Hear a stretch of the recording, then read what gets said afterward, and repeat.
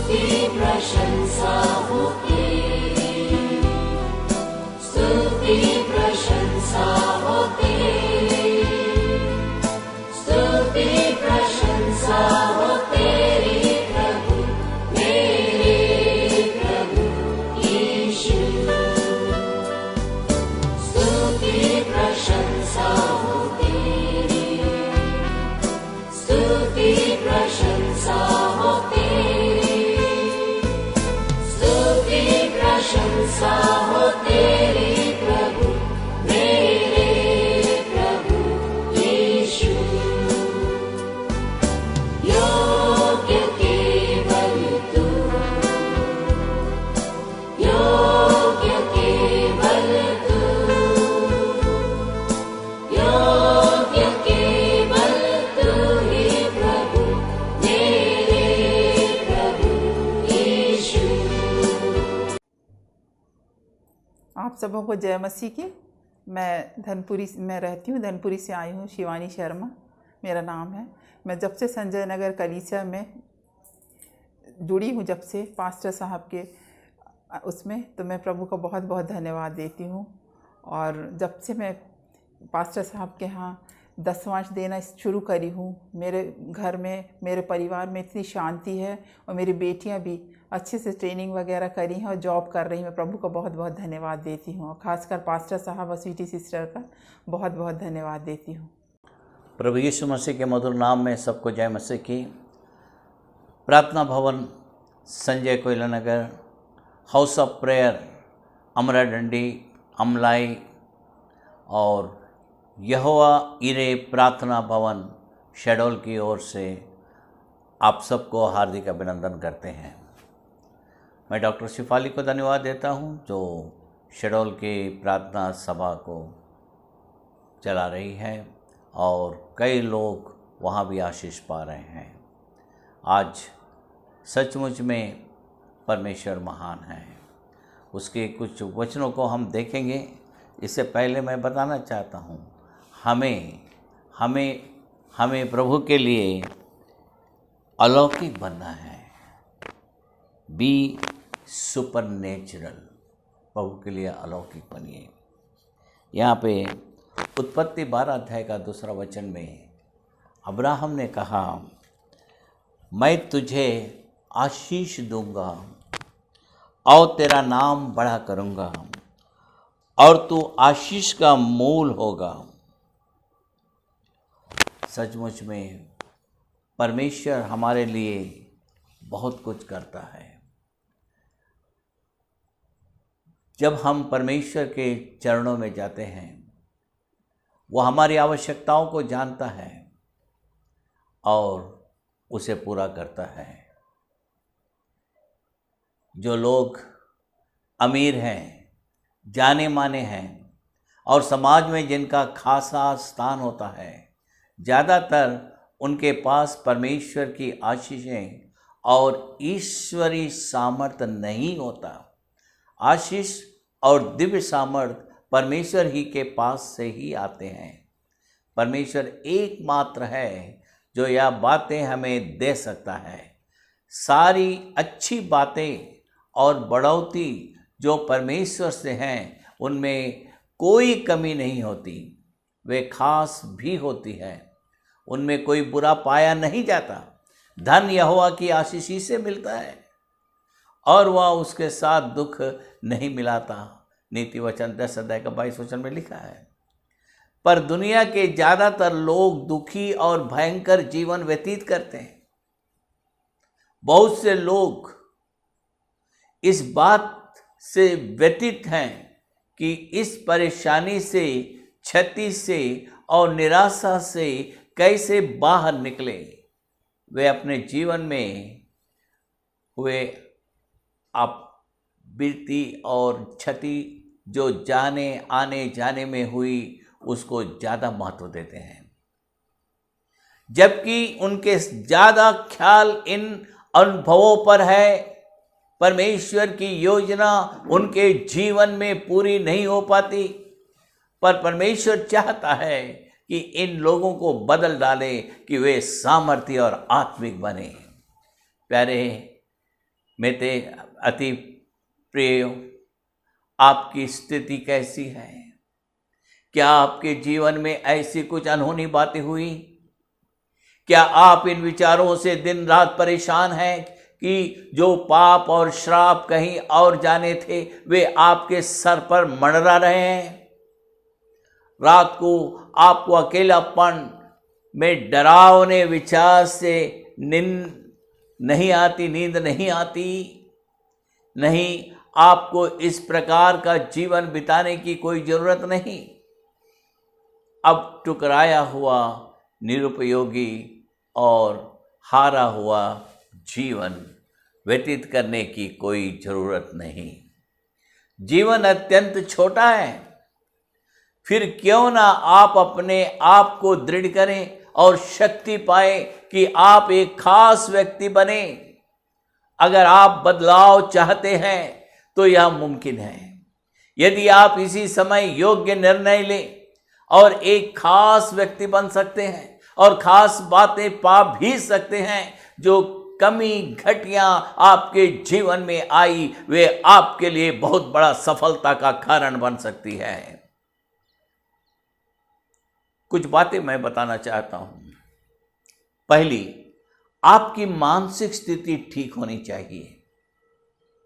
परमेश्वर की आंखें लगातार हम पर बनी रहती हैं। नम्र मान से और अर्थपूर्ण की गई प्रत्येक प्रार्थना का उत्तर वह देता है। धर्मी जन से वह प्रेम रखता है और योग्य समय उन्हें उभारता है। कुचले हुए नरकट को वह ना तोड़ेगा और ना टिमटिमाती बत्ती को बुझाएगा। वह सच्चाई से न्याय चुकाएगा। यह यशायाह नबी कहता है, यशायाह 42:3 में। कुछ अच्छे और महान बातें सोचिए कि ऐसी अच्छी बातें आपके जीवन में हो। उन मित्रों को दूर रखें जो आपको निराशा देते हैं और निराशाजनक विचार पैदा कराते हैं। आपके जीवन से बुरे विचार और बर्ताव की शक्ति दूर हो, इस बात में आप सतर्क रहे। वे आपके ना ही दिल में आए या आप पर किसी भी रीति से रोब जमाए। कोई बड़ा काम करने से पहले मैं अपने मन में उसके लिए दृढ़ विश्वास निर्माण करूंगा। मैंने अपने जीवन में ऐसा एक भी व्यक्ति नहीं पाया जिसने मुझे प्रोत्साहित किया जब मैंने अपने जीवन में कोई बड़ी बातें की। मैं अपने चारों ओर की हालात और लोगों के मर्जी के खिलाफ मैं आगे बढ़ा। पहली बात, मेरा स्वयं का परिवार ने मुझे विरोध किया जब मैं 1960 में परमेश्वर की सेवा के लिए बाहर पड़ा। मेरे चारों ओर के लोगों ने भी मुझे विरोध दर्शाया। जब मैंने 1971 में अपनी सेवकाई शुरू की,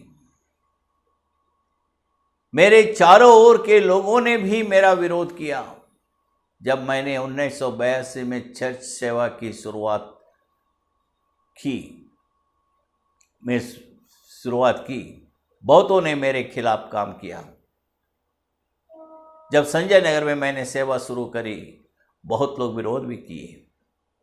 जो मेरे दिल के करीब थे मुझसे नफरत करने लगे, भयंकर शब्दों से मेरी आलोचना की। और जब मैंने सेवकाई के लिए 1990 और 2005 में एक भवन निर्माण किया, उन्होंने मेरा छल किया। जब मैंने 1993 में मेरी सरकारी काम का इस्तीफा दिया तो मेरे साथियों ने मुझे चिढ़ाया, या कहते कि मैं मानसिक तौर पर बीमार हूँ। जब मैं गरीब बच्चों के लिए सेंट पॉल पाइनमाउंट स्कूल की शुरुआत की तो मेरे साथ के लोग चिढ़ गए और मेरे खिलाफ बोलने लगे और मेरी आलोचना की। जब मैंने बाइबल की पत्रचारिका पाठ्यक्रम 3 भागों में शुरू किए तथा उसके बुलावे की गुंज पत्रिका 16 भाषाओं में शुरू की तो चिढ़ गए और उन्होंने खुलेआम अपना असंतोष जताया। मेरी चारों ओर रहने वाले बहुत से दुख लोगों ने मुझे बहुत तकलीफ दी जब मैंने सेवकाई के लिए इमारत बांधने का काम आरंभ किया। मेरी तकलीफ के लोगों ने कहा वह इसके ही लायक है जो इससे भी बढ़कर और उसकी आलोचना करनी चाहिए। मुझे अत्यंत बुरा लगा। अब परमेश्वर ने मेरे सारे विरोधकों को मुझसे दूर किया और हमारी सेवकाई के इर्द गिर्द में अब कोई भी नहीं रहता। परमेश्वर का अभिवचन, तेरे जीवन भर कोई तेरे सामने ठहर ना सकेगा, यहोशू 1:5 में लिखा है। मेरे जीवन में पूरा हुआ। जिन्होंने मेरी मजाक की और मुझे ठेस पहुंचाई अब कहते हैं परमेश्वर आपके संग है और मेरी सेवा की तारीफ करते हैं। जैसे जैसे मैं हर बात पर जयवंत होते गया लोग मेरा आदर करने लगे। यदि आप औरों से आदर और प्रशंसा पाना चाहते हैं तो आपको बड़ी बातों की जोखिम उठानी होगी। बड़ी चाहत से आप सारी जोखिम लेने के लिए तैयार रहें। जब भी आप कोई भी बड़ी बात में कामयाब नहीं होते तब एक आप में उसकी पूर्णता की ज्वलंत इच्छा होनी चाहिए। इसके संदर्भ में जॉन मैक्सवेल ने स्पष्ट रीति से कहा, हर बड़ी कामयाबी के पीछे एक दृढ़ निर्धार और योजना होनी चाहिए। केवल कोई बड़ी बात के बारे में अच्छे विचार और कल्पना ही काफी नहीं होते। हमारा मकसद जीवन में जय को लाता है और उसे रुचिकारक और उत्तेजक बनाता है। वे लोग जिसके अच्छे मकसद और योजनाएं होती हैं वे औरों के तुल्य अपनी जिम्मेदारियां अच्छी रीति से निभाते हैं, फिर वे साधारण और सामान्य क्यों ना हो। ये लोग चर्च के अन्य विश्वासियों के तुल्य बहुत प्रार्थना करने वाले होते हैं। वे दिन रात ज़्यादा से ज़्यादा समय प्रार्थना भवन में बिताते हैं। ये और विश्वासियों के तुल्य ज़्यादा प्रेम और भाईचारा प्रकट करते हैं। ये अन्य सामर्थ्य एवं व्यस्त और बलवंत लोगों के तुल्य ज़्यादा जोखिम लेते हैं। साधारण नेताओं से इनकी योजनाएं ज़्यादा होती है। प्रभु यीशु मसीह के साधारण अनुयायी से ये अधिक त्याग करते हैं। साधारण लोगों से इनकी उम्मीदें ज़्यादा होती हैं। लोगों का बाहरी स्वरूप, ज्ञान या उनकी शिक्षा, ये बातें उनकी असामान्य योग्यता सिद्ध नहीं करती, परंतु परमेश्वर संबंधी मन में लगातार ज्वलंत उद्देश्य कि परमेश्वर के लिए कुछ महान करे, यही बात मनुष्य को असामान्य बनाती है। दूसरी बात, अपनी सेहत का अच्छी तरह से ख्याल रखना। हमारा शरीर परमेश्वर का मंदिर है। अगर हमारा शरीर तंदुरुस्त हो तो ही हम हमारी जिम्मेदारियां अच्छी तरह निभा सकेंगे। इसलिए हमारी शरीर को योग्य भोजन, पर्याप्त आराम, तैयारी के लिए काफी समय और पोषक खाना मिलना चाहिए। हमारे साउथ में ऐसी कहावत है कि दीवार हो तो ही चित्र बना सकते हैं। हम अपने आप को यह कहकर माप नहीं कर सकते कि हम ज़्यादा समय सेवकाई में देते हैं और बगैर विश्राम प्रभु का काम करते हैं। यदि हम अपने शरीर की ओर ठीक रीति से ना देखेंगे और पर्याप्त विश्राम ना दे तो हम ज़्यादा समय तक प्रभु के लिए अलौकिक बातें हासिल नहीं कर पाएंगे। मेरी यही सलाह है कि कोई अच्छे डॉक्टर से वैद्य की जांच करा लें। हम 1 तीमुथियुस 4 अध्याय का 8 वचन में पढ़ते हैं, क्योंकि देह की साधना से कम लाभ होता है।